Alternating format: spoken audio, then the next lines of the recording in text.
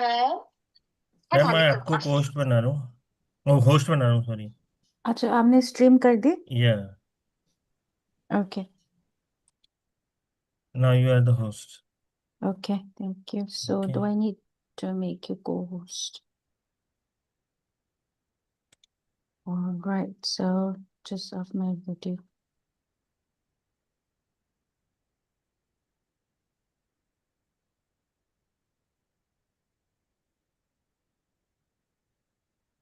Ma'am, are you using my login ID? No. Okay.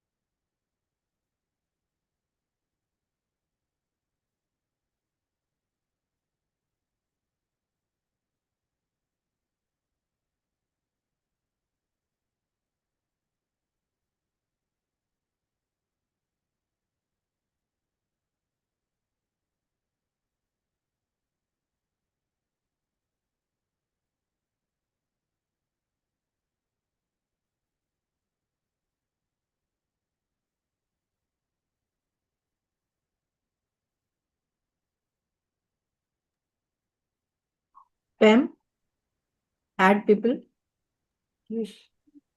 Admit. अब कर लेना. I think we can also do it.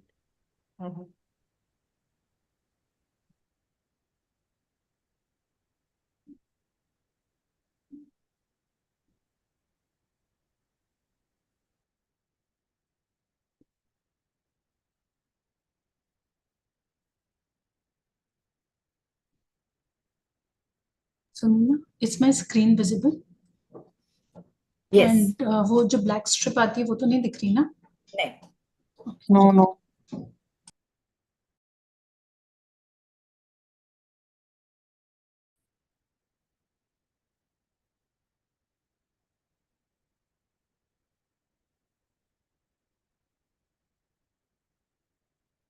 Meanwhile, the people are joining.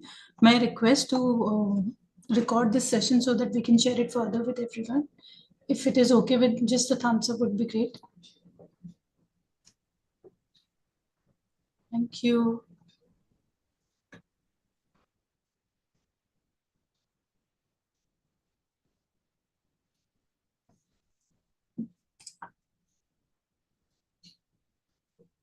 Hello everyone, thank you for joining. We're just waiting for more participants to join and then we'll start. Maybe another 2 more minutes. Sure. Hi, Kavita. Hi Sabahat, how are you? I'm good. How are you? I'm good. Meeting you after a long time. Yeah. Great that you could join today. Hi, Sandhya ma'am. Hello. How are For a you? long time. I'm doing well. Doing well. Feroz was there last month. No, this month Yeah, only, yeah, Ramzan. yeah. Yeah, I think just 3-4 days back only. Yeah, he was again there. Just one day before Eid. Yes. Ah,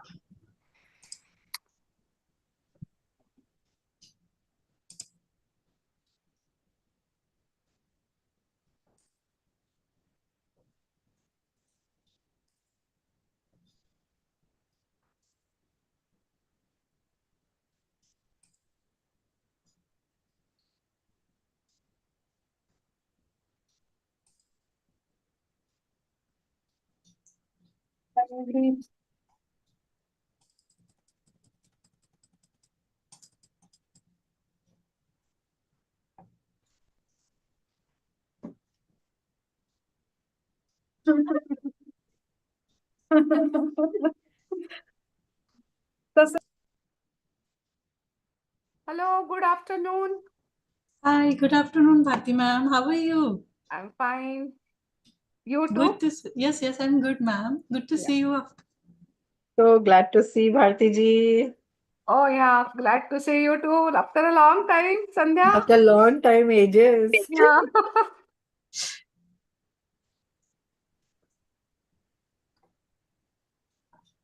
Um,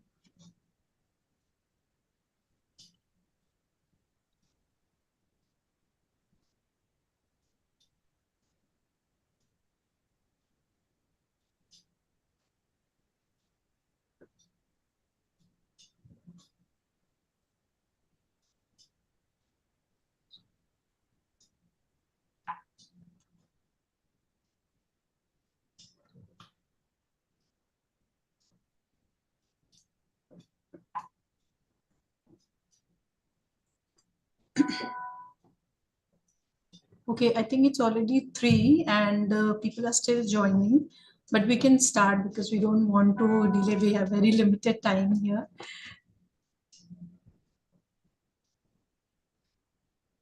So a very, very warm welcome everyone. I'm Kavita, and on behalf of India Alternative Care Network and Miracle Foundation India, we welcome you all on the 10th Leadership Dialogue. I'm very, very glad to see such a huge and overwhelming registrations that we have got in this series. And right now, like till now, what we have seen is there are 170 participants who have registered for this dialogue. So we are expecting more people to join, but they will keep joining till then. We thought it's better to start. So this is 10th Leadership Dialogue and the series that we started in 2025 last year. And this is the last dialogue of the series. Today is the 10th Leadership Dialogue of the series, and this will be focusing on family strengthening, measuring what matters. And as already said, we're very glad to see such a huge number of people who are interested to understand what family strengthening it and how we can actually measure it. So we'll have a very, very interesting panel and very interesting conversations today. But before we begin, we would like to make few important announcement and housekeeping. With respect to our child safeguarding policy, IACN and Miracle Foundation India's policy, we would request the panelist and the moderator will not be using any kind of or sharing any kind of details of the child or the family which could disclose their identity. And we would request the same to the participants to make sure that you do not share the names, location, or any other detail of the child or the family which could reveal their identity while sharing the case studies or sharing any of your comments or any of your anecdotals. I would request all the participants to please introduce yourself in the chat box. This will also be very interesting to know who and where you are joining from. If you have, since this is going to be a very, very interactive dialogue and we wanted to go without any distraction, without any kind of, disturbance in between, so we would request to make sure that your mics are off when the session is in progress, when the panel discussion is going on. And if you have any comments, if you want to share any best practice, or if you want to share any comment or feedback or any other thing or case study during the panel discussion is going on, please use the chat box. And if you have any questions, you can use the Q&A box and we will definitely take those questions within the permit time. When we have the time, we'll take those questions to the speakers or to the moderator to respond to them. And if possible, to please try and keep your videos off so that we know, so that we have more interactive session there. We will collect and handle all the information in line with our applicable government policies and maintain strict confidentiality. And we will be sharing the recording of this series with everyone post this session is over. So now coming to the leadership dialogues, this leadership dialogue series is one of our initiative to acknowledge the work of child protection functionaries, create a platform that amplifies narrative of family strengthening and family-based alternative care influences the ecosystem and deepens the impact of work done in the area of family strengthening and family-based care. It also fosters collaboration among government stakeholders, civil society organizations, practitioners, and care experience use. This year's Leadership Dialogue series explored how family strengthening service could be better designed, delivered, and measured through a system lens, with a special focus on convergence with allied departments. Focus of today's leadership dialogue, that is the 10th leadership dialogue, is particularly on the role of government and CSOs to discuss and understand how to measure efforts that are going in family strengthening. Also, it is important to understand why measuring impact is important to make a succession plan and which is sustainable and effective for children and families we work with. How and why to develop tools which are easy to administer and cover qualitatives as well as quantitative evidence-based intervention leading to lasting impact. So this is why we thought when during the last series you have seen, we have tried to converge and bring different departments like mental health, livelihood department, child Panchayati Raj institutions in our dialogue. So this is the final dialogue and we thought it is important. Unless you measure our outcomes, it is difficult to make effective interventions. So this will be focusing, so today's discussion will be focusing more on the measurement. Now, without further delay, I would like to introduce our moderator of this panel discussion today, Mr. Prabhat Kumar.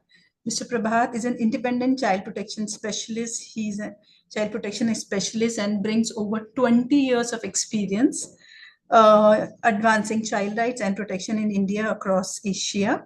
He has worked with governments, UN agencies, and civil society to strengthen child protection systems and policies.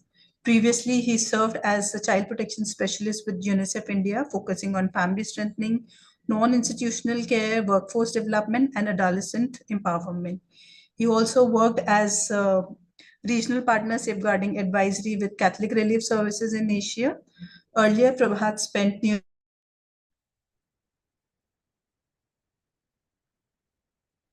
He's widely recognized for his work on safeguarding systems, policy influencing, and capacity building. Thank you, Prabhat sir, for being there with us and for accepting to moderate this session. Over to you to introduce the panel and set the context. Sure. Thank you so much. Thanks, Kavita, and good afternoon, everyone. I'm sure we will have very productive next around 75 to 90 minutes. So Kavita has already introduced the subject. So this is 10th Leadership Dialogue, where we are focusing on family strengthening, and what matters and why it matters is equally important.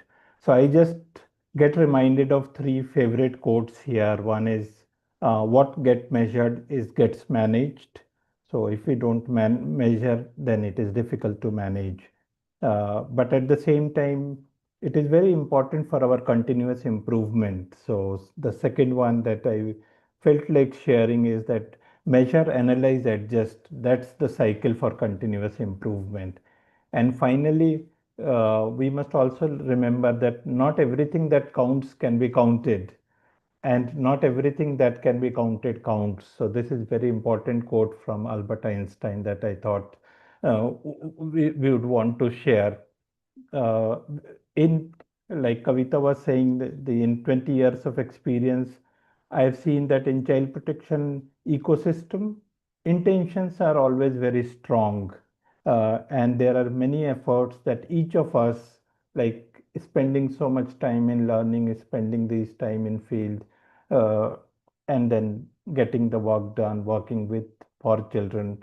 But some of the real lasting changes also depend upon how we are measuring. And what truly matters is not just the activities that we complete, or sometimes we say ticking the box, but real change for children's life. When we track, like I said, it also helps us in continuous improvement.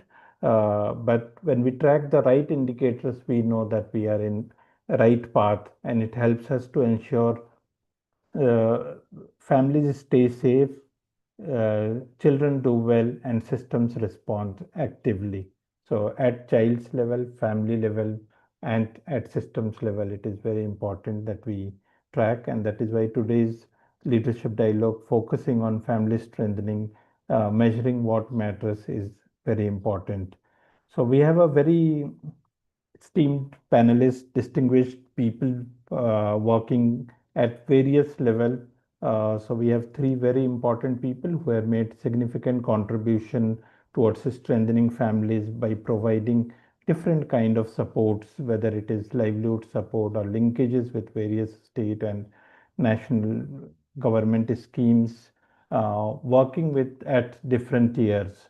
So the three distinguished people that we have. First is Mr. Loknath Mishra, who is Member Secretary of Aruna Odisha. He is seasoned development professionals with master degree in psychology and has worked for 3 decades in various aspects of development, HIV prevention, child protection, migration, disaster response.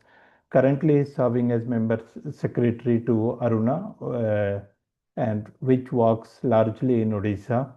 He also brings lot of experience on program planning, management, and analysis of the program that he does. He has represented India at various forums, including one which was UN General Assembly special sessions on AIDS. He has extensive experience of working on PRI. In fact, one of the favorite work that he will also be highlighting and sharing today is the work that he does with PRI to strengthen the child protection system, which plays significant role not only in prevention but also responding and preventing separation of children. So, Mr. Loknath ji, welcome. Second speaker that we have is Ms. Hemlata CK. Hemlata CK ji joined Kudumshree, but currently she is working as Deputy Secretary under Kerala Development and Innovation Strategic Council with Government of Kerala. And we all know that Kudumshree is such a flagship program. There is so much to learn from that program, and that is why we thought, and it will be very good for all of us to hear Ms. Hemlata ji today. She worked with Kudumshree as Assistant District Mission Coordinator in Kannur District, and then she also had an opportunity to serve Kudumshree in Malappuram District as District Mission Coordinator for over 5 years. There she handled microfinance and community organizations. All these work are so important when we speak about family strengthening. Currently, she is working as Deputy Secretary, like I said, with Government of Kerala on deputation to Malappuram District, coordinating the programs that contribute to development and innovation strategic changes. So welcome, Ms. Hemlata ji. We look forward to hear from you. And third very important panelist that we have who will bring, and when we were speaking to him, he brings a lot of experience on the subject of MEAL, which is monitoring, evaluation, accountability, and learning. He's Mr. Preetham Prasun, who works as Director of Monitoring, Evaluation, Learning with Miracle Foundation India. Preetham has over 18 years of experience in development sector, and he leads the organizational monitoring, evaluation, learning strategy, which focuses on strengthening system for research, monitoring, evaluation, and knowledge management to improve program effectiveness. Preetham has extensive experience of designing theory of change, log frames, monitoring evaluation framework, management information system, impact evaluation, and data analytics, which enable organization to make evidence-based program or adaptive program management where there is better decision making through these approaches that he used. He is pass out from Institute of Health Management and Research, University Jaipur, and worked in various sectors, and which is why understanding family strengthening will not be important only from the MEL lens, but also how he has worked with education, livelihood, health, nutrition, gender, life skills, and child protection, helping them to incorporate MEL. Before we move ahead, listening to all three of them, I'll just request Pem if we can have a very brief two pre-poll question. Over to you.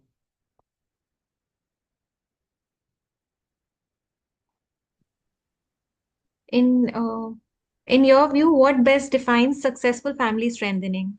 You can all pick one of these options. आपके विचार में सफल पारिवारिक सुदृढ़ीकरण को सबसे अच्छी तरह से क्या परिभाषित करता है? Families that do not separate after intervention, children continue education consistently, families linked to social protection schemes, or livelihoods are stable or improving, or all of the above. So let us all answer the first question for the poll.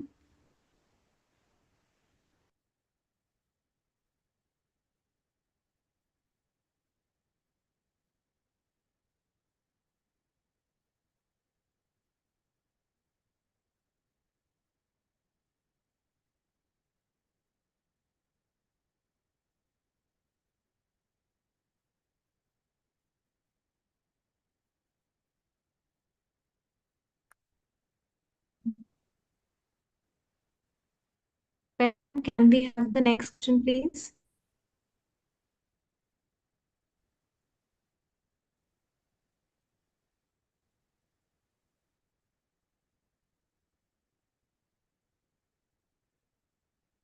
Thank you.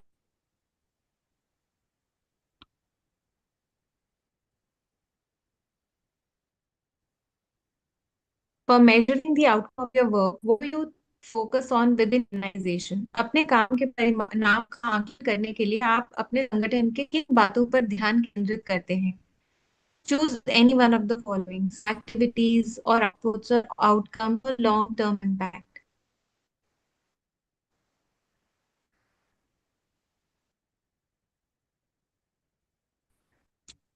Let us all take a few seconds and answer the poll.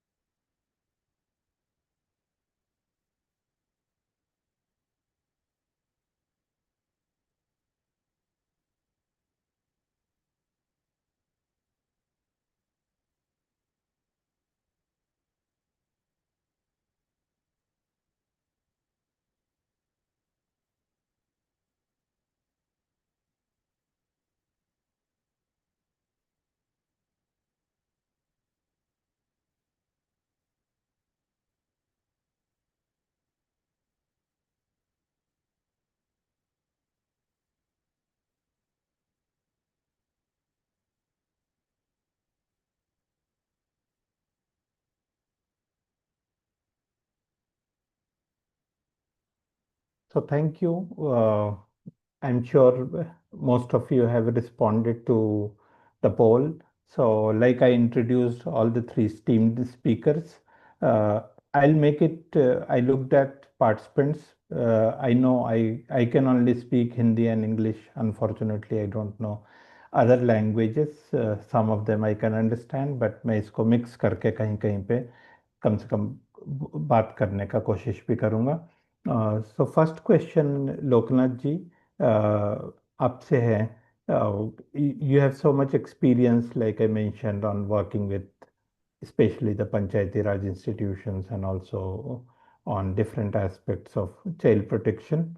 From your experience, how you have seen the prevention can be strengthened in continuation at village, panchayat, block, and district level, particularly with focus on what vulnerability indicators should systems track and what mechanisms are needed to support and follow up with at-risk families, because one is tracking and second is how do we follow up with them so that they do not enter into the juvenile justice system.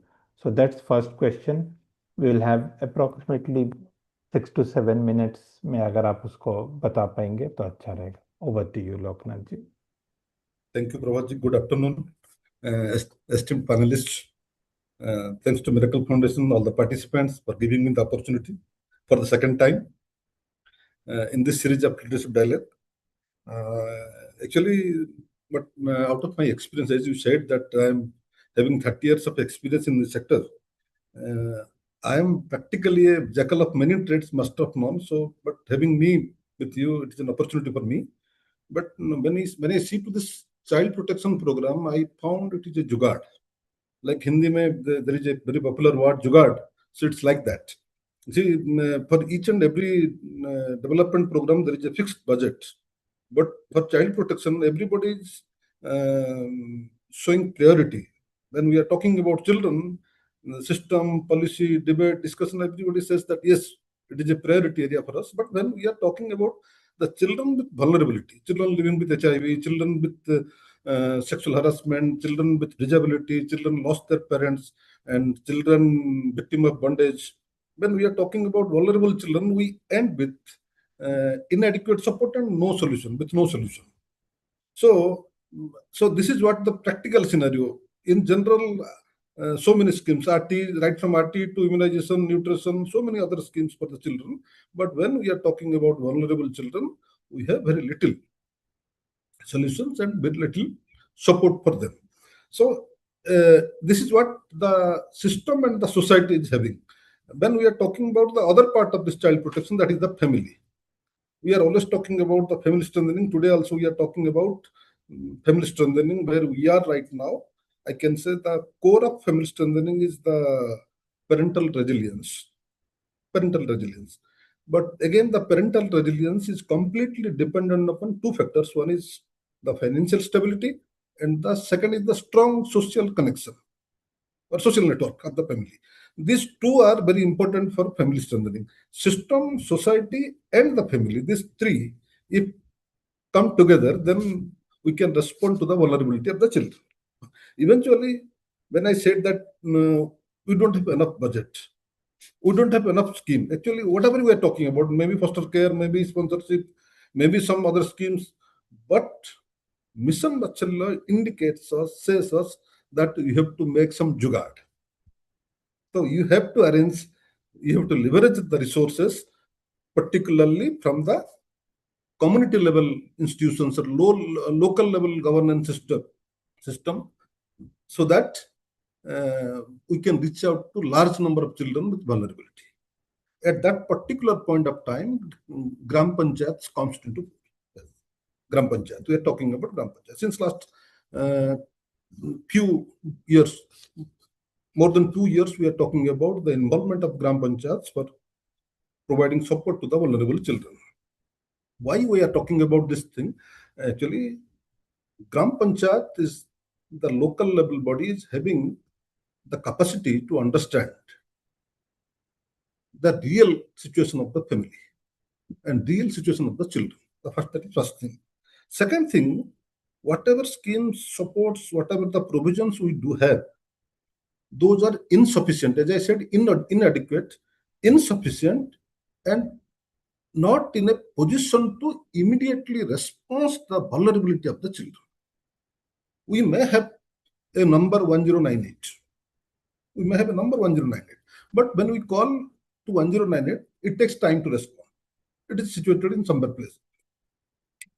We have a child welfare committee. That is also somewhere else, not accessible. So resources, manpower, schemes, trained personnel, the legal mechanism, enforcement mechanism, budget, everything, though there are everything, but they are not either accessible, not practically usable when there is an emergency. But Panchayat is the institution that can respond to the vulnerability of the children with zero time, without any further delay, any zero time. So that is why we have explored the possibilities of bringing panchayats to child protection, because you know that panchayat is not a child protection is not a priority for panchayat. Panchayat always thinks that they are for development, they are for other development, but they are not for child protection. So realizing panchayat that yes, this is the place where a child with vulnerability can be addressed. That takes time because the involvement of the stakeholders. Mission Bachila came in 2022. Now we are in 26. Already 4 years passed. So we have to see the barriers. Talking about family strengthening, good parenting skill, these are very big things and requires a lot of resources, manpower resources are required. We, very little number of people sitting over here, we cannot address all these things unless until there is a system response. So bringing Panchayat Raj to respond the child protection system, we have explored. I'm just sharing my experience. We can see the slide. We have after 2 years of working with the Panchayat Raj system, we have identified these are the stakeholders. Particularly, we never went to state. We always we thought that district and block, two are the appropriate place when we can respond. District, the stakeholders are mainly the district administration, particularly the district magistrate. District magistrate is the person who is the administrative head of the district and the person who can take a decision for the welfare of the children. So that is one place. And second is the district chief executive officer of the Jilla Parishad, the DRDA. Jilla Parishad chief executive is having a lot of program plans for the economic livelihood development of the people living in the villages. So this body can be support to addressing the family needs, strengthening the families, strengthening the economic resilience of the families. Third is the district panchayat officer. District panchayat officer is having a different role. This person, the panchayat officer, more or less equal in all the states of our country. This panchayat, the district panchayat officer, is particularly looking after the functioning of PRI system, the 3-tier PRI system, functioning of the sarpanch and the ward members, functioning of the block level panchayat samiti, and functioning of the district panchayat. So when we are talking about functioning of the district panchayat, we are also talking about functioning of the village level child welfare and protection committee. So magistrate is having the overall administrative power. Then the Jilla Parishad, the chief executive of Jilla Parishad is having the capacity to enhance the livelihood, enhance the economic resilience, economic capacity of the families, and the panchayat officer is having the responsibility and functioning capacity to strengthen the panchayat level child protection committees. And district child protection officer is the key coordinator. So if the district child protection officer can coordinate with all these three stakeholders at district level, then it is very easy to leverage the support to the children at risk and the children in need. This is the tier at district level. Then the block level. Block level, again, at the administrative head is the BDO, block development officer, and functioning of the panchayat and implementation of most of the schemes is the Gram Panchayat development officer. So these two are the real executor, because see, state district level they may take a decision, but to execute and to regular monitor the development activities and the child different schemes related to children and implementation of the GPDP, these all rest with the BDO. And BDO is the very important officer with the support of Gram Panchayat development officer. Then third, at panchayat level, we know the sarpanch is the head of the panchayat, and each and every panchayat there is a standing committee, standing subcommittee, whatever you say, for welfare of women and children. But practically, this committee's responsibility is to identify the vulnerability of children and intimate the same to we are preparing the GPDP, so that adequate resource can be provisioned for the welfare of the children. So this is the panchayat level standing committee, and for the execution of the panchayat level decisions, the panchayat executive officer. These are the stakeholders for leveraging supports from district to panchayat level that we have experienced in our last 2 years intervention. Then the next slide. Yeah. So if it happens, if Mission Vatsalya is executed and decisions are taken at different level, then there are 2 indicators we have identified, what we have experienced also, that process level, panchayat level, there should be a child protection plan. As I said, the panchayat level child welfare and protection committee has to conduct a mapping of children with vulnerable situations, that we call the vulnerability mapping, and intimating the same to the GPDP, so that at least 5% of the entire grant or a fixed amount of money, a certain amount of money can be fixed for their support. This is what the process level. If it is happening at process level, then at the end, at the outcome level, we can see the 5% budget is utilized for the welfare of children, and family and community receive the support. These 2 are the indicators. One is stakeholders and indicators are very clear to us, and we'll identifying these 2 layer of stakeholders at district and block. We found if these block and district level stakeholders are empowered and they are oriented and they started functioning, then panchayat will execute. But what we see that in many places we found that the process level indicators are okay. It is, but when it comes to execution, the outcome level of the indicators, we are not getting that, because if they identify they've done the mapping, identify the vulnerability, provision the amount, but when it is come to the question of spending, then there is Mission Vatsalya, there are communication from states, there are communication from the district, but it again rests with the panchayat sarpanch and the panchayat executive officer that whether we will get any audit objection, we will get any problem with the finance. So these are the constraints. That is why in reverse we have to strengthen the block level system, we have to strengthen the district level system. So if these 2 things are true, then definitely a lot of work on not only on child protection but also in family strengthening can be done, and particularly it will enhance the parental resilience, the capacity of the family, so that the child will not be separated from family and be institutionalized. So this is all about.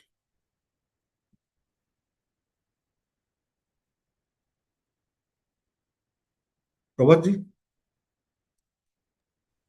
Thank you Loknath ji, आपने बहुत अच्छे से समझाया कि कैसे ये बहुत important है कि हम पंचायत लेवल पे काम करें, और फिर आपने डिस्ट्रिक्ट लेवल के साथ लिंकेजेस भी बता दिए जो हमारे 3 tier सिस्टम में होता है.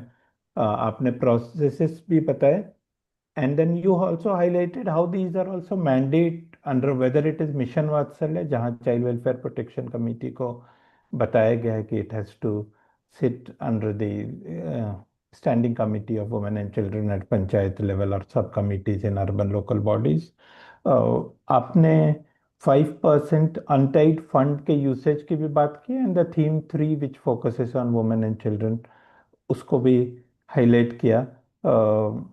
और ये सारे चीज में पेरेंटल रेजिलियंस, एंड देन सबसे इम्पोर्टेंट चीज जो है, and I have seen that Sandhya has also shared the link to the family strengthening framework and guidance document, जहाँ बहुत क्लियरली ये बताया गया है कि if we do the primary and universal work which can only be done through community-based institutions like panchayat or in urban local bodies.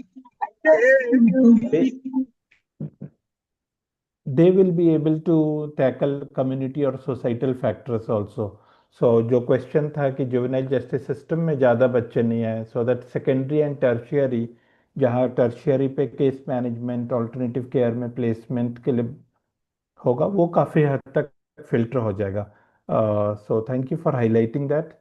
I know you also spoke about the outputs, लेकिन थोड़ा सा और detail में अगर आप अपने experiences और जो आप जीपीडीपी वर्क कर रहे हैं उड़ीसा में, उस बेसिस पे if you can highlight what are which are different structures, or if you can say functionaries, the stakeholder that you already highlighted, who can play very important role in taking this task forwards and addressing the vulnerability.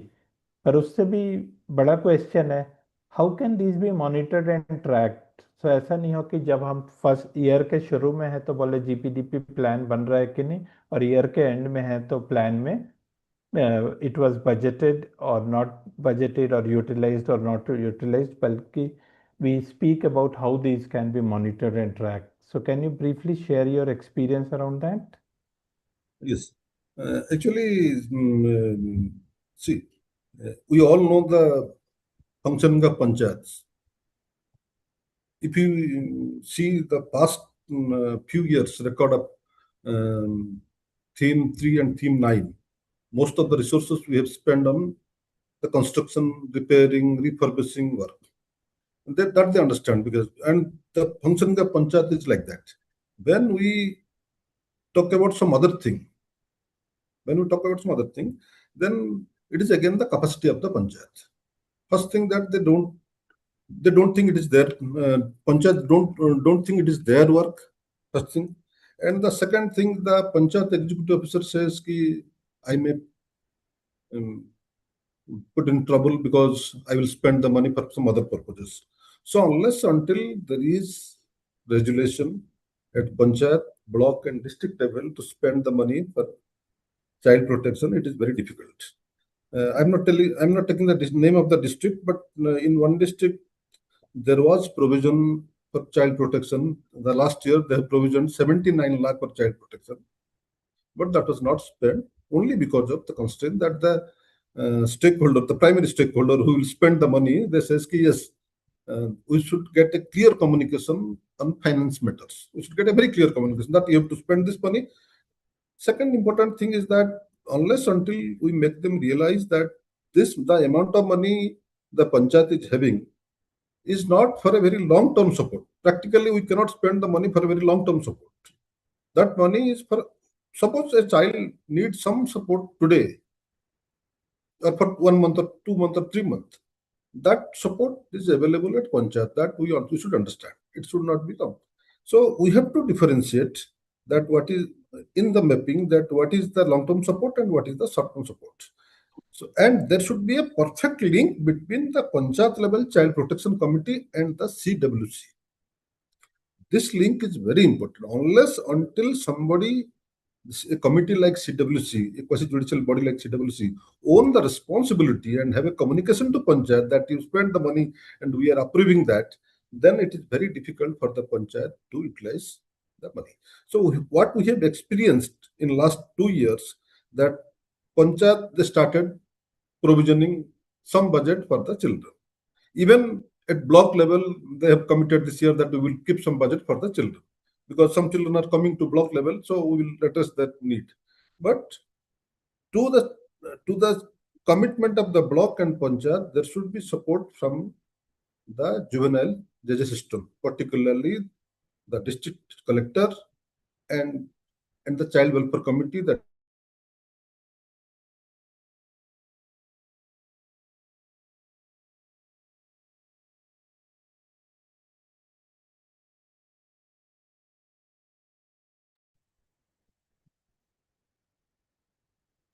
I think there is some problem at the internet. Yeah. Loknath ji, we can't hear you.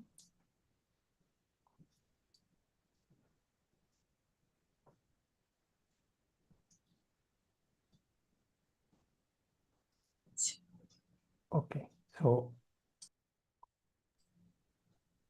uh,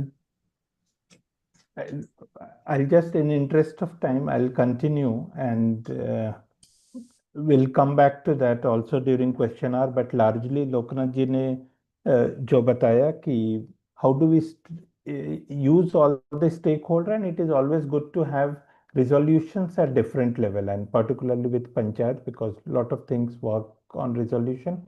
And then the interaction between child protection statutory bodies or the district child protection units and the Gram Panchayat in one or the other form is very important, so that those linkages are there.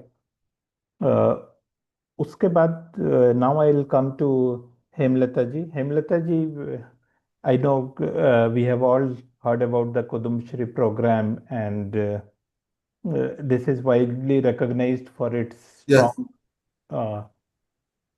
Loknath ji, yeah, sorry, आप disconnect हो गए थे, so Probably some can problem you with just my- wind up, and Hemlata ji, I'll just Yes. come Actually, back to you in I 2 have seconds. done Yeah. actually. It is about the coordination between the district child protection and the panchayat. Thank you, thank you.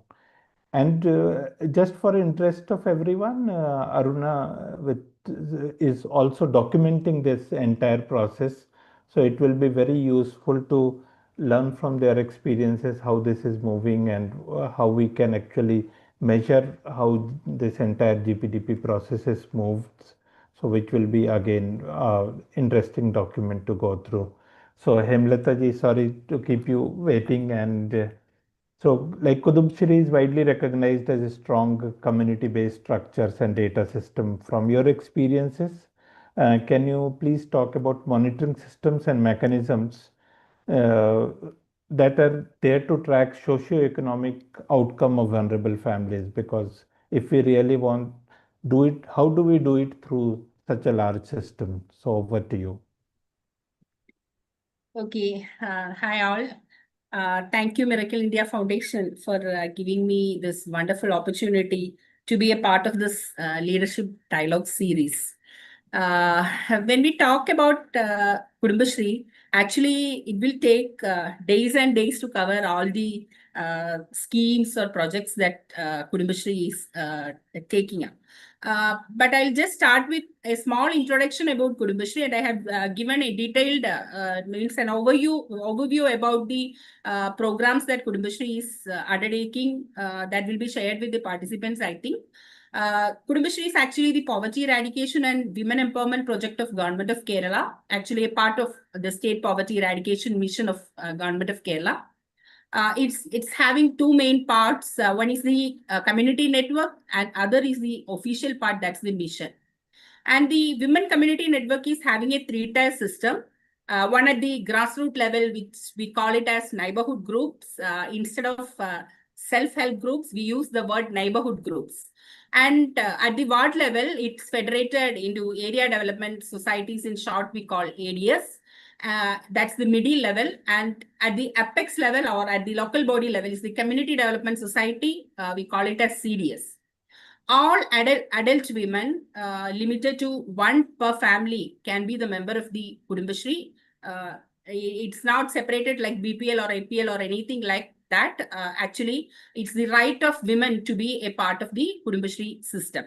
And the major activities Kudumbashree is involved into are the microfinance activities, like thrift and credit activities, then micro enterprise sector, both farm and non-farm sector, social development activities like the Destitute Free Kerala program or Bala Sabha, the group for children, etc., and into women empowerment activities.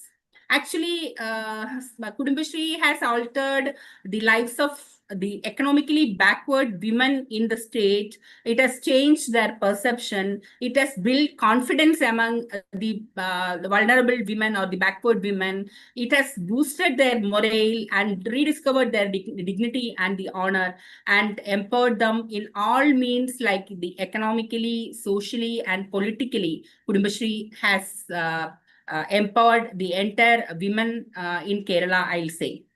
Kudumbashree is having 3.17 lakh neighborhood groups, and almost 48.08 lakh women are into our Kudumbashree system, which means almost 50% of the families in Kerala state is covered under the wide umbrella of Kudumbashree. And the main important part of Kudumbashree is that Kudumbashree is working in liaison with the local self-governments. Both the local self-government and the Kudumbashree system is working in a single hand, and they both are connected with an evaluation committee. Local self-government will be having no major hand in Kudumbashree system, or Kudumbashree system that is having any major hand with the LSG, but they both work together. They have a strong linkage which is associated with an evaluation committee, and in that evaluation committee, every single activity of Kudumbashree will be monitored by the local self-government, and whatever help these Kudumbashree people or Kudumbashree community network needs will be provided by the local self-governments. And why local self-governments take Kudumbashree as a major stakeholder for all their activities is because in every neighborhood meeting, once in every week, these neighborhood groups hold their meetings, and in that meeting, they'll discuss what are the deprivations that they are facing, or what are the needs they have to address. My neighborhood group will be having 10 to 20 families. So all the families, what are the issues each and every single family is facing in the neighborhood group, that will be discussed in the neighborhood group meeting, and they'll make a plan for what are their needs for the coming 1 year, and it's called as action plan, and that action plan will be submitted to the local self-government while they prepare their projects for the coming 1 year. So it's easy that local self-government can easily identify who will be the stakeholder exactly for what kind of activity that particular stakeholder needs and everything. And Kudumbashree is having a support from local self-government because we are presenting our need to the local self-government, and they are addressing it through their yearly projects. That's what's the link between the LSG and the Kudumbashree system. So I'll just wind up about talking about the major activities of Kudumbashree, because today we are talking about the family stability point, and I'll come to what is the system we have adopted while we talk about the family stability activities that Kudumbashree is taking. So normally, if there is a program for poverty eradication or an economic empowerment system, almost all the governments, government or any entity, they'll take income as the major tool to identify the poor families. But here, Kudumbashree has created an objective way to identify and track the at-risk families. We'll say at-risk families, so like vulnerable families. So we have created a clear-cut way to identify who are these at-risk families, and we have formulated a 9-point risk index so that we can easily identify the at-risk families, and we can identify what are the needs, what are the deprivations they are facing. So in place of income, Kudumbashree is monitoring the non-income deprivation. That's the major difference between Kudumbashree system and any other poverty eradication mechanisms. So in place of income, Kudumbashree is monitoring the non-income deprivation. And can you please share the slide? I have detailed that 9-point indexes which are applicable for the rural and the urban sector. Yeah. So if any of the 4 indices out of the 9 indices is applicable for a single family, that family will be flagged as the at-risk family. And the main thing is that this identification process is not by the officials, it's not done by the official system of government, but this identification process is done by the community itself through these neighborhood group meetings or the ward level consolidation or the CDS level consolidation. So the main thing that we have taken as the indices is one, housing, obviously housing. If any person is living in a thatched roof without a concrete roof or a substandard house, that is one factor. And second thing is those who are having no land. And third factor is sanitation facilities, because if there is no sanitary latrine or any access to the sanitary latrine, that's one point. And if no safe drinking water is available within 150 meters of their house or where they stay, that will be one factor. If they are taking only 2 meals or less than 2 meals a day, that's an indicator for the nutrition deficiency. That will be taken as 1 point. And if there is that family is women headed, or if there is a widow or divorcee or any abandoned lady or unwed mother in the family, and that will also come as one index. And if there is no or single earning member in the family, that's also one index. And if that family is belonging to any of the socially disadvantaged group, that is also an index.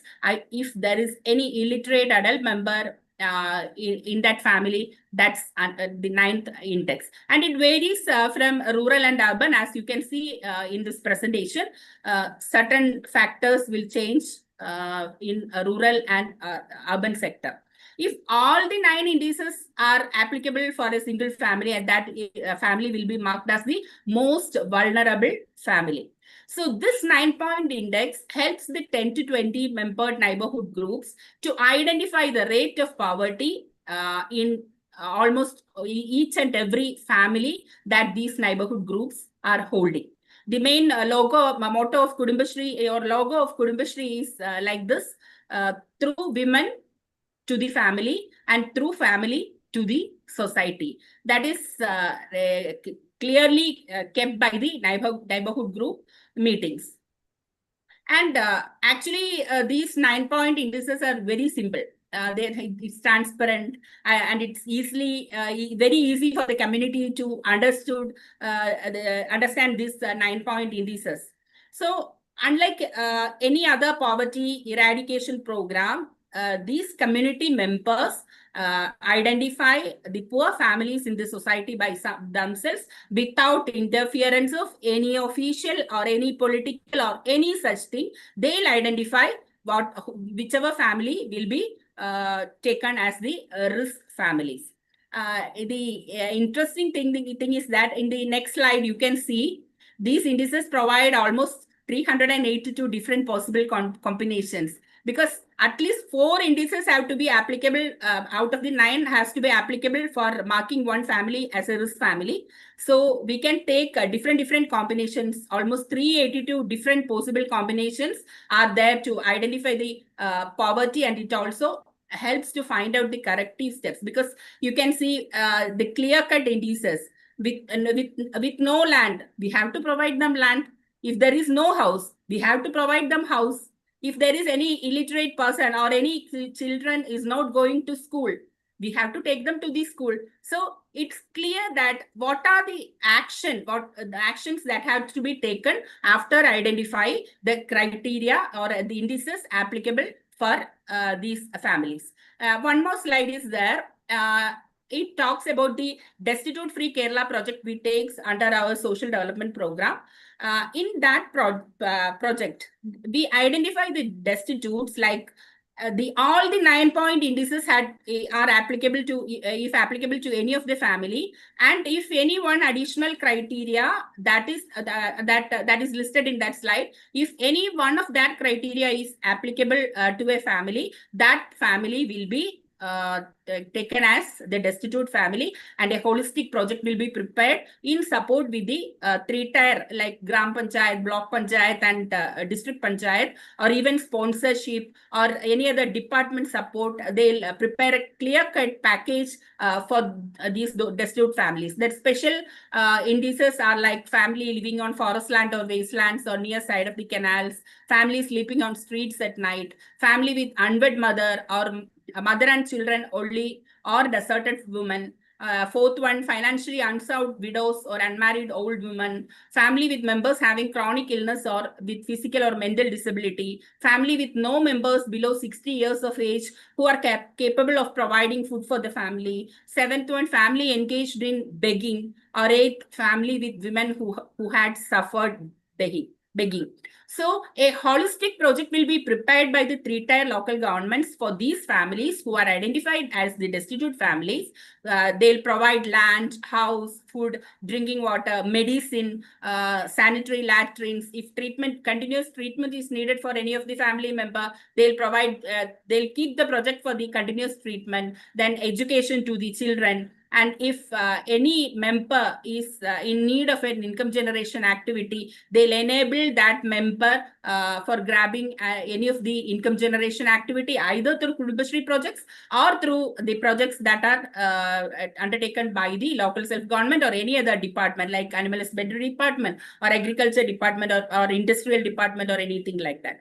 So we are doing periodical revisits, and if all the risk factors or all the indices that are applicable to a particular family is cleared, if they have received whatever thing that they were in need of, they'll be removed from the project. So that measurement is happening at that level. So we are not simply identifying the risk families or preparing project for them and keeping it as such.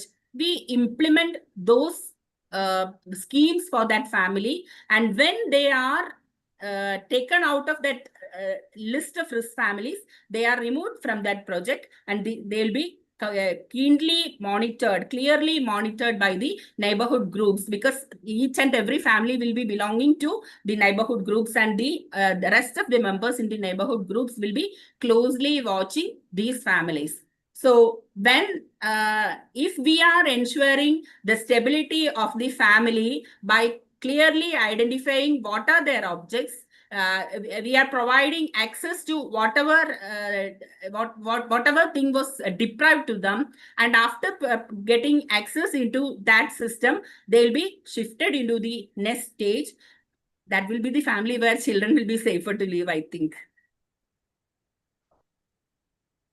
Thank you so much. Thank you, Hemlata ji. And I'll come back to with one more small question.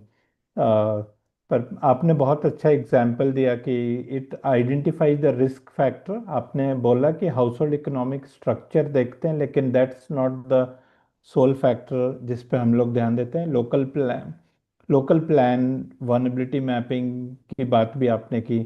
Local community involvement process ही है. और जो मेरे को 9 point risk matrix में जो favourite चीज़ लगा वो ये भी लगता है कि it very clearly is very objective. इसमें सब्जेक्टिविटी नहीं है बहुत, क्योंकि the questions are so simple. And I think measurement करना बोथ इन टर्म्स ऑफ जब आइडेंटिफाई करते हैं तब और जब मॉनिटर करते हैं बिकम्स बहुत इजी जब हम लोग इसको इतना सिंपल रखते हैं. क्योंकि क्राइटेरिया जो अब आप मेंशन कर रहे थे तो मेरे को लगा कि ये क्राइटेरिया काफ़ी हद तक जो वेलबींग डोमेन में होते हैं उनको हम लोग कैसे मेजरमेंट करते हैं, तो और पीरियोडिकली इसको मॉनिटर करते हैं. And in and out mechanisms जो आपने बताया कि बहुत अच्छा, और ये शो करता है कि मॉनिटरिंग सिस्टम और मैकेनिज्म्स कैसे होंगे और इसको हमेशा ट्रैक करते हैं. Thank you so much. Just briefly, I have another small question for you. In your view, why it is important for government to move beyond just measuring the outputs? कई बार हम लोग number of plannings and number of meetings conducted, budgeting processes उसमें रहते हैं. But why it is important to measure outcomes such as improved livelihood, improved economic continuity, or improvement in the family stability? Based on your experience, if you can briefly throw some light on that. ये question ये actually मेरे को बहुत interesting लगा, क्योंकि I was just thinking on what angle I should answer, from the side of the government or from the side as a stakeholder or simply as a person who is watching what is happening between this government and the other system or something like that. But the question is that the question is about measuring the why should we move beyond measuring outputs to measuring outcomes, right? Actually, we are having two options. We can measure in two ways, like what did we do or what have we done? That's one thing. That's the output, I think. And did it actually matter? ये उन पे असर किया है क्या नहीं? वो दूसरा क्वेश्चन है ना. That's the outcome. I think that's the thing which is meant by this word outcome. Normally, a system or government, when it measures its success, it will measure in volume only. How much money has been given, or how much people this money has been given. So what happens is that this will never solve what the actual problem is. We can give money to anybody. We can take anybody as a stakeholder, but actually that money has worked on that person or not is the question, right? So what this will do is that this will mask the actual failure, right? On the top or the periphery, we'll see everything is a success. But when we go deep into that project, then only we can understand what are the issues or whether it's a success or a failure. So the real impact will be reflected only if we measure it on outcomes. That's the main thing that I have to say. When we take government departments, this is not, I'm not going against governments, but as I'm working on the government side and I have seen so many government departments, I have worked with so many departments. So the main thing is that every single department stands isolated, involving in their own work only.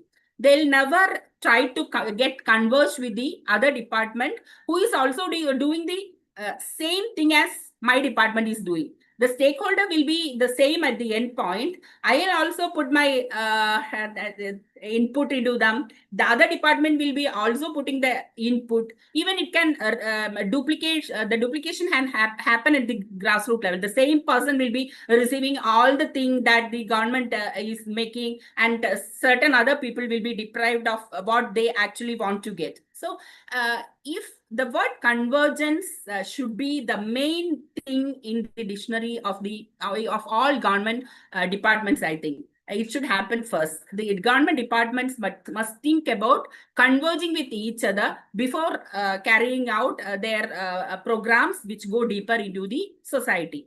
For example, if we consider livelihood livelihood as a point. So what are the departments which are involved in that livelihood activities? One, obviously banks.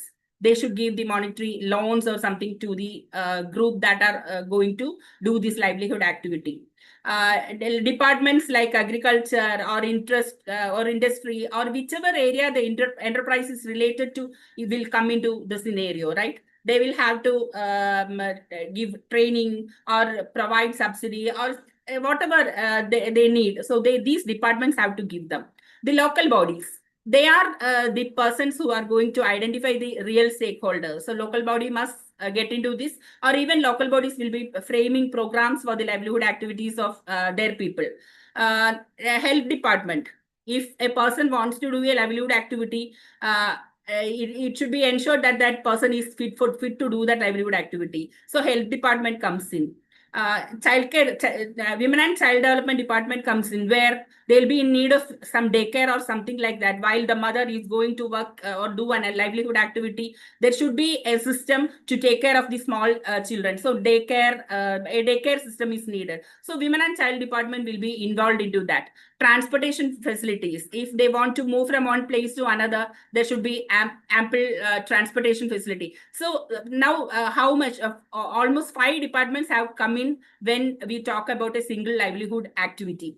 So the thing is that when we talk about the family stability, which is the major outcome, different department has to collaborate because no single agency can provide a holistic solution. Can I move to an example, sir? You have time? We are running short of time. I'm so sorry to intervene. Okay. I'll provide that note to you. You just share it with the other people. For the second question, this is what I have to give. First is that the departments should converge with one another. Every single department should work with the stakeholder, and the most important thing is that we must focus on what has been reflected in the life of that particular family after they are given access to whatever they need. Okay, sir. So you are on mute. Thank you so much Hemlata ji, आपने बहुत अच्छे से ये समझा दिया convergence का point, और मैं रिपीट नहीं करूँगा, पर अच्छा चीज़ ये बताया कि for child when we see outcome, it will not never be compartmentalized, it can be mixed of different people. इसीलिए कई बार हम लोग आउटपुट ट्रैक करते हैं कि वो लगता है कि अलग अलग है. Thank you so much for explaining that with example and giving such a good insights. With that, I'll move to my dear friend Mr. Preetham. Preetham ji, Miracle Foundation has been using digital tool like Thrive Scale, and whenever we talk about the measurements, it's very important how do we leverage the technology positively. And this Thrive Scale that support family strengthening program, could you share how these tools help social workers, the child protection workers, to make data-driven decisions with some examples how you have seen while working with families? And just throwing another small question tagging with this is important point whenever we talk about technology and data is how do we ensure the safeguarding and confidentiality bit in this. Over to you, Preetham. Sure. Thank you so much, Prabhas sir, and good evening, everyone. For this, I would like to ask this from two different perspectives. One is of course, program, and second is the measurement perspective. Because at Miracle Foundation, we see this Thrival tool not a replacement for the social worker, and social worker is one of the core team members in order to improve the situation of the families in any program. And this Thrival actually is a tool that amplifies their impact on the lives of children and families. Can we use slide, please?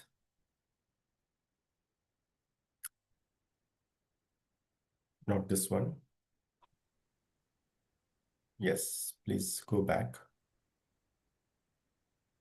Yeah, so from the program perspective, what is the challenge? The challenge currently is that the caseworker visits close to 50 plus families across the communities on an average, and each household who are vulnerable has a unique challenges. It could be related to irregular income. It could be that children is not going to schools, or there is an health issues, or there is a support required for the caregiver themselves. And without structured digital tools, workers completely rely on scattered notes and memory or their observations.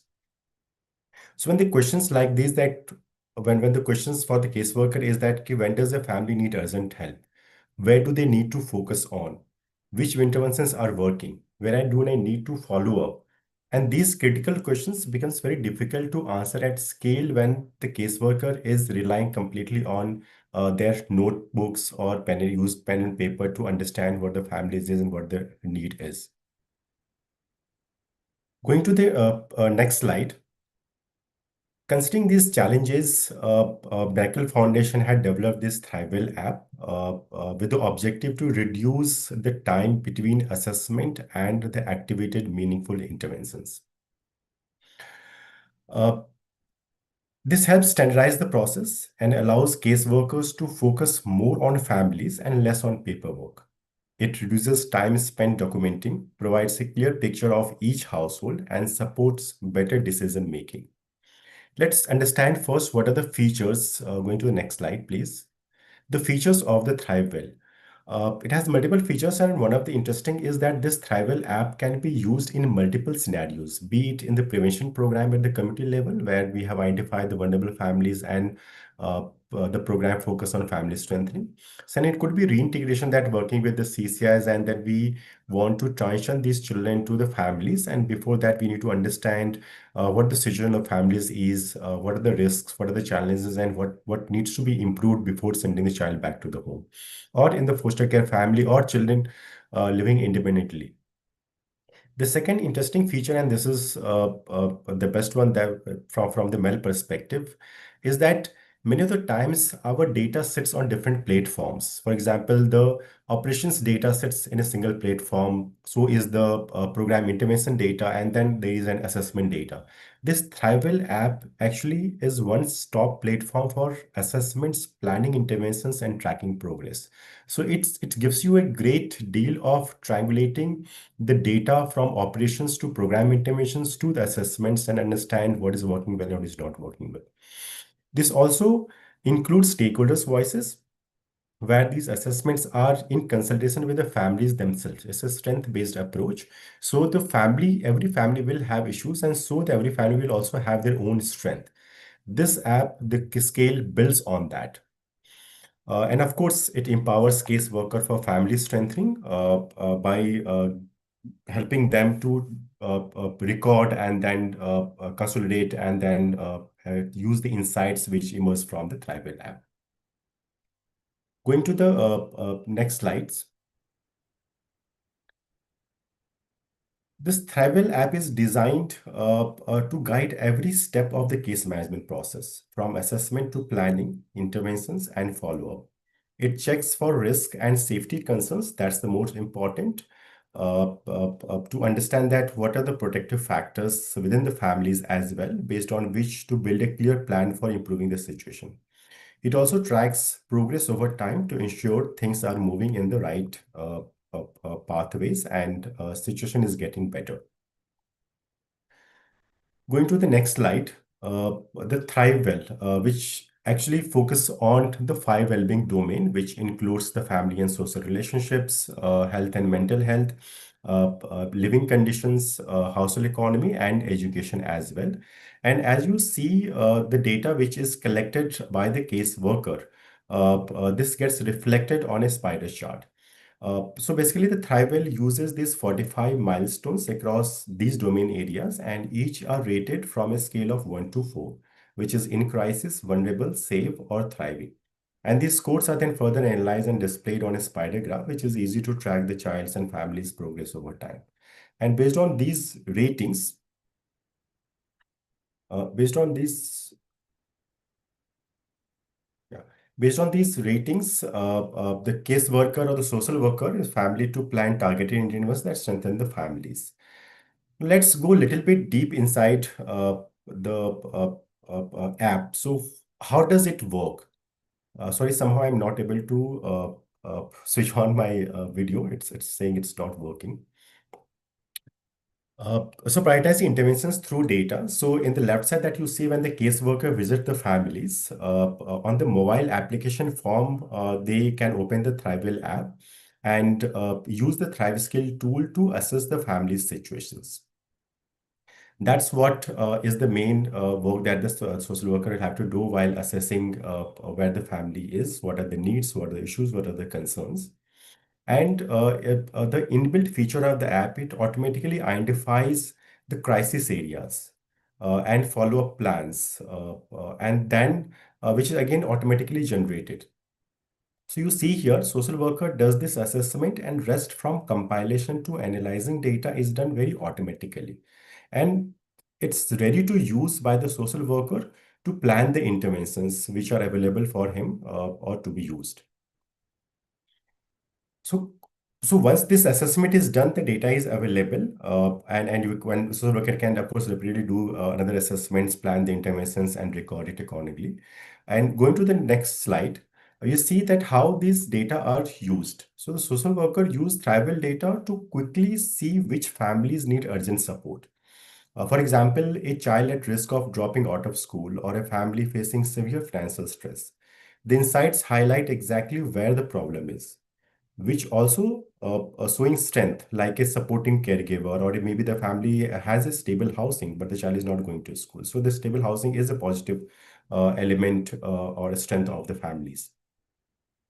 And this helps the workers focus on what matters most and plan the right support.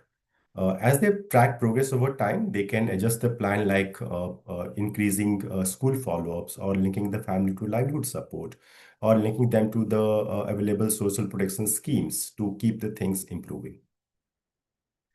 Go to the next slide. But of course, with every digital platforms, it's very important to safeguard and keep the confidentiality of the data. So when we work with vulnerable children, and especially children, the responsibility of protecting the data is extremely important, especially in the digital area. And these digital systems allow us to build safeguards that are very difficult to maintain in paper-based systems. First is that, of course, it's a role-based access. For example, a caseworker can only see the families they are responsible for, or the program manager can see aggregated insights, but not necessarily sensitive details. These sensitive data are encrypted and stored securely. Second is the data encryption, that sensitive information is protected through system-level controls and secure storage. And third is, of course, in the context of India, the DPDP Act also reinforces the need to collect only the data that is necessary, store it securely, and use it responsibly. So tools like Thrivel allow organizations to follow these principles more systematically. Consent forms are inbuilt, which can be recorded. Sensitive information are protected through system-level controls, and only aggregated data can be visible to only those who have been authorized to see. Going to the next slide, and as you see that, so in the essence, basically the technology like Thrivel strengthens our program by giving our social worker the structure, data, and clarity that they need, allowing them to do what they do best, supporting families and transform lives of children. Thank you so much, Preetham. Thank you. And I don't want to take time in summarizing. I want to leave that time for Q&A, पर आपने बहुत अच्छे से explain कर दिया कि data use, data safety and data use for children and social worker both, कैसे ये बहुत अच्छा रहता है।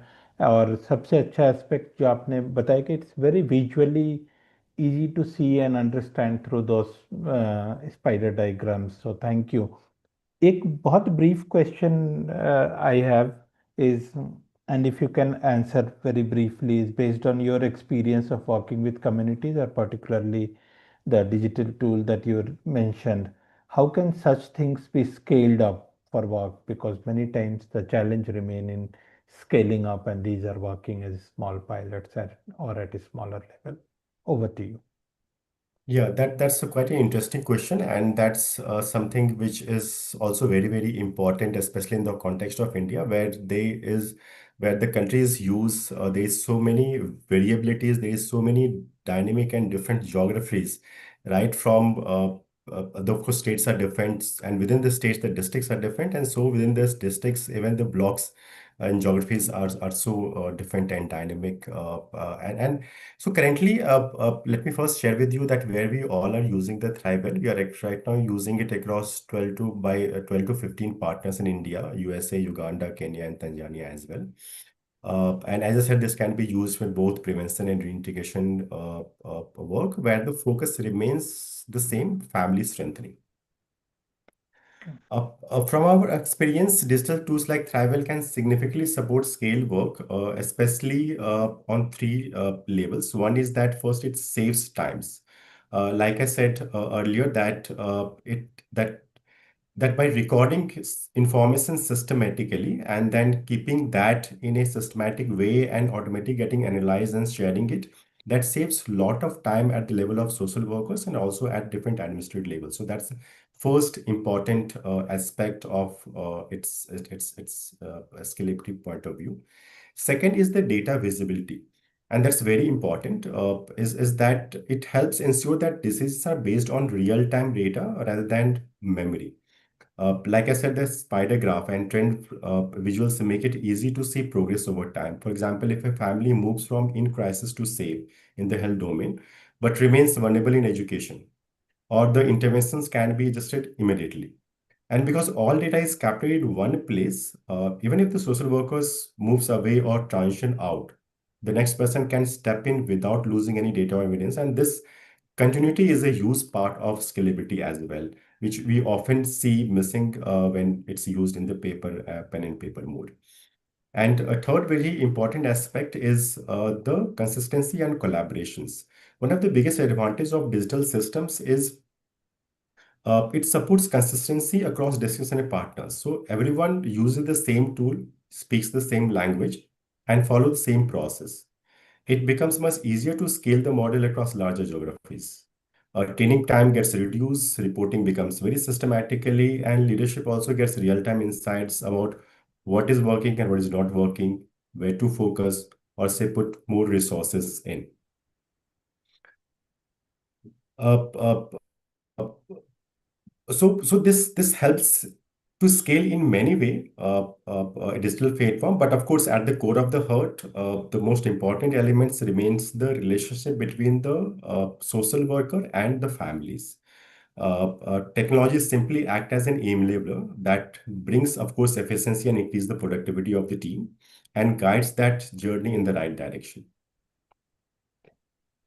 Thank you. Thank you so much, Preetham. And I know, and I've been typically, like I mentioned earlier, when we work as child protection professionals or child protection workers, we normally get so much embedded into what we intend to do that we are not able to measure. So I was not able to measure time very carefully.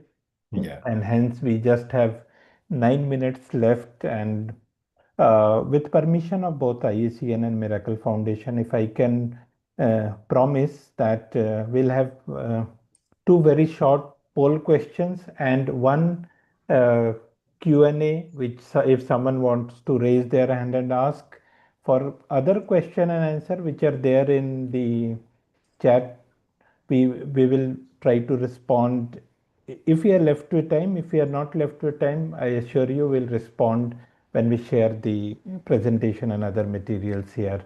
So over to you, Sumina, if you can just show two questions, poll questions immediately, and if people can look at it. And by the time, if anyone has any question, if you can raise your hand, we'll just take one or two questions or reflections from your side. First, take the poll, please. Yeah.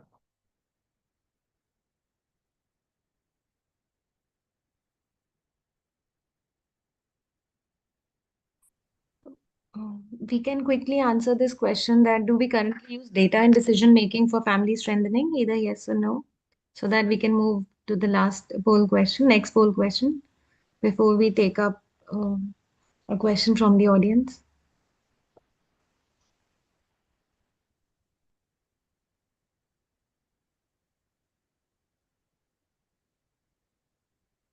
Thank you, Pam. We can move to the next poll.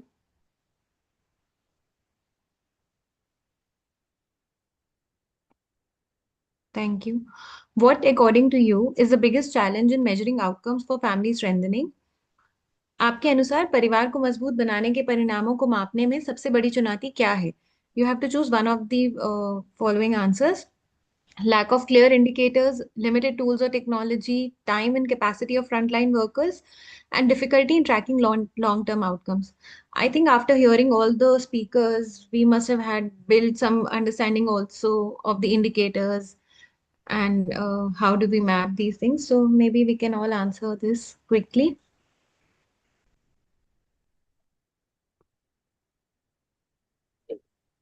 इसमें multiple answer भी आ रहे हैं, तो लेकिन उससे लेके क्या हो रहा है?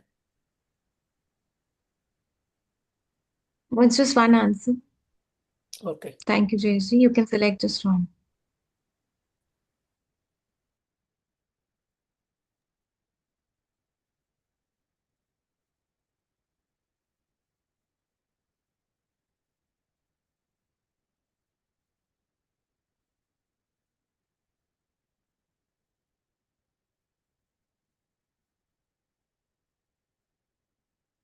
Thank you, everyone. Over to you, Prabhat. Thank you. Thank you. Anyone who'd want to give some reflections or Q&A, you can just raise your hand.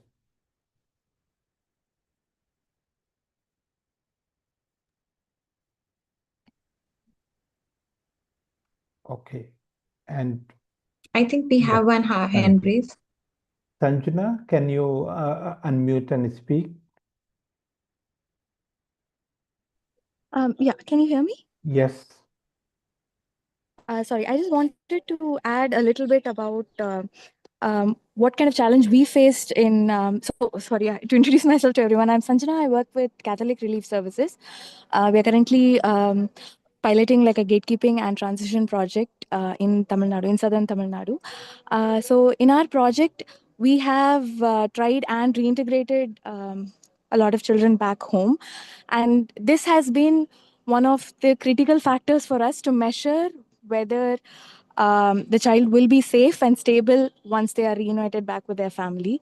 And one major concern that we had is reunification is not the end of the process. It's just the beginning of reintegration.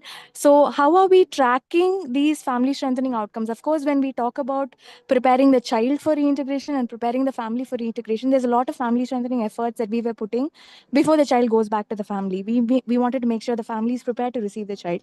But then once the child comes back, we also want to measure whether this reintegration is consistent. So we are now trying to pilot and contextualize a tool where we are trying to create a framework where what are the important aspects that we need to be measuring when it comes to reintegration of the child. And also we were facing this difficulty of how do we measure it qualitatively and not quantitatively, and also how do we measure that progress over time so we can keep track of the child's and the family's well-being, and we can keep addressing the original concerns that were arising during the time of reintegration, but also any emerging concerns that might come later down the line. So right now we're trying to across we have like 6 well-being domains which look at like healthcare, we look at education, we look at their protection and safety, we also look at their psychosocial well-being, whether they have the community network and the safety net to support them and their families. We also look at like relationships with their family, like whether the family is able to spend quality time with the child, what is the quality of care that the child is receiving from the family members, and also how do we track this progress over time, at least quarterly, so that we can keep track of the child's well-being. And of course, we are trying to, this is adapted from a global tool. We are trying to kind of contextualize to suit our project. But then this has kind of been working for us, and it is giving a lot of valuable insights, and it is kind of fragmented. It gives us like specifically even within education, we're not just looking at education as a whole. We look at whether they're able to, whether it is inclusive, whether they're able to consistently attend school, whether they're able to access the school, whether it is like at a close distance or whatnot. So we have like 12 benchmarks and like 100 verification methods to kind of strengthen system. And then we also get to see exactly, even within the domain of education, for example, where is the point which needs improvement, which will in turn improve the education of the child as a whole. So we are hoping to kind of systematically like contextualize this tool and also integrate it into our project, so that in the longer term we can ensure that this reintegration is sustainable. And also great inputs from the panelists, and we will be maybe considering digitalizing the tool and also look at how we can attach it to maybe service or referral pathways in the future, so that the insights can be used by caseworkers effectively. So I just wanted to share that. Thank you. Thank you so much, Sanjana. Thank you for sharing that reflection and also how you have been the process and how you have been doing the reintegration work. So thanks for sharing those. Again, in interest of time, I just see we have 2 minutes left. I assure you, when we share the PPTs and other materials used with that mail, we will ensure that we share all the question and answers or questions that were asked and probably response that we can give. Ideally, it would have been best if we would have reflected them here, but I also want to respect everyone's time. With that, I'll just hand over to Sumina for the last poll on feedback. Remember that meal has an important accountability component and learning component. Don't forget to attempt those two questions. Over to you, Sumina. Thank you so much, sir, and thank you, everyone. I'll just quickly share a few closing points, and then we'll take you to the last two poll questions. Thank you so much for staying with us. So, since this is the last of the series, last edition of the series, we genuinely and sincerely invite you to create a platform with us. And you can all share your suggestions, topics, and formats so that we can take on this series in the upcoming year also, how we can design it through the feedback form that will be shared with the email that we'll send right after this dialogue ends. Or else you can write to us at contact@miraclefoundationindia.org. Also, the feedback form, session recordings, and your certificates for participation will be shared with you. And you can also access all the recordings of the leadership dialogues, all that have been happened so far on Miracle Foundation India's website. The link for the website is shared in the chat of the Zoom meeting. So thank you so much. And I'll just request Pam to run the last two poll questions so we can quickly share the feedback and then we can all take a leave. So, Pam, thank you, Pam. So, on a scale of 1 to 5, how would you like to rate the session during this edition? 1 being the lowest and 5 being the highest. So, this is very important going forward for designing the upcoming Leadership Dialogue series, wherein we'll seek more suggestions from you in the feedback form. But maybe your scoring here will help us.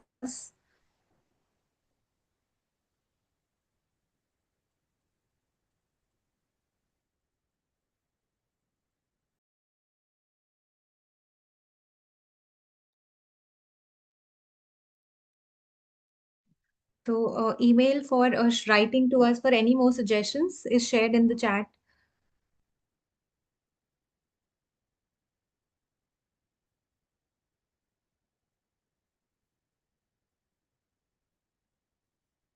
And the last question, we request you to kindly answer the same as well. How useful was this session for you or your organization? So all of us are working around child protection primarily. So where in the development sector, how do we see that this session contributed? So you can very well choose the option that best suits your answer.